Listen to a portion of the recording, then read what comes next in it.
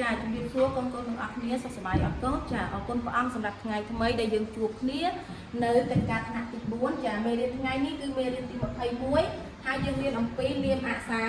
ធាតុអញ្ចឹងដើម្បីយើងដឹងអំពីពាក្យនាមអក្សរធាតុគឺកូនទាំងអស់គ្នាមកស្គាល់ពីនិយមន័យជាមុនសិនតោះឥឡូវសូមកូនទាំងអស់គ្នាអាននិយមន័យជាមួយអ្នកគ្រូទាំងអស់គ្នានាមអក្សរធាតុគឺជាពាក្យសម្គាល់មនុស្សសត្វវត្ថុរុក្ខជាតិនិងទីកន្លែងដោយចំពោះមិនទូទៅតោះសូមកូនអានម្ដងទៀតជាមួយអ្នកគ្រូនាមអក្សរធាតុគឺជាពាក្យសម្គាល់មនុស្សសត្វវត្ថុរុក្ខជាតិនិងទីកន្លែងដោយចំពោះមិនទូទៅចាយើងអញ្ចឹងយើងដឹងហើយថាពាក្យទាំងអស់មនុស្សសត្វវត្ថុរុក្ខជាតិទីកន្លែងគឺជាស្នាមព្រះហស្ថរបស់ព្រះជាម្ចាស់ដែលទ្រង់បានបង្កើតរបស់ទាំងអស់នោះនៅលើផែន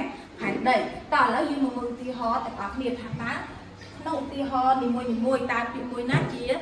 នាមអក្សរធាតុតោះសូមអានជាមួយអ្នកគ្រូ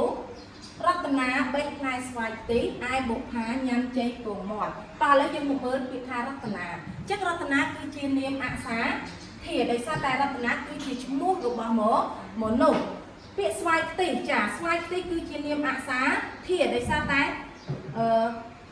ស្វាយអីគឺស្វាយខ្ទិះបញ្ជាក់ពីឈ្មោះរបស់ស្វាយនោះឯបុប្ផាក៏ជាឈ្មោះរបស់មនុស្សដែរគឺជានាមអក្សរធាតុដូចគ្នារីឯចេកពងមាន់គឺជានាមអក្សរធាតុដោយសារតែគេចង់ប្រាប់ថាចេកអីគេចេក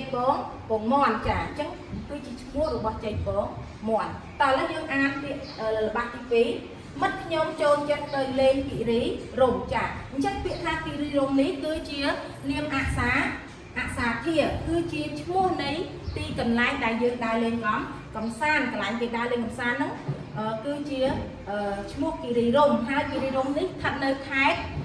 កំពង់ស្ពឺចាអញ្ចឹងគិរីរម្យគឺជានាមអក្សរធាតុតោះឥឡូវយើងមកមើលបាត់ទី3ទឹកជ្រោះប៊ូស្រាស្ថិតនៅក្នុងខេត្តមណ្ឌលគិរីចាអញ្ចឹងយើងមើលថាតើពាក្យមួយណាចាជ្រោះប៊ូស្រាចាជ្រោះប៊ូស្រាគឺជានាមអក្សរធាតុដោយសារតែ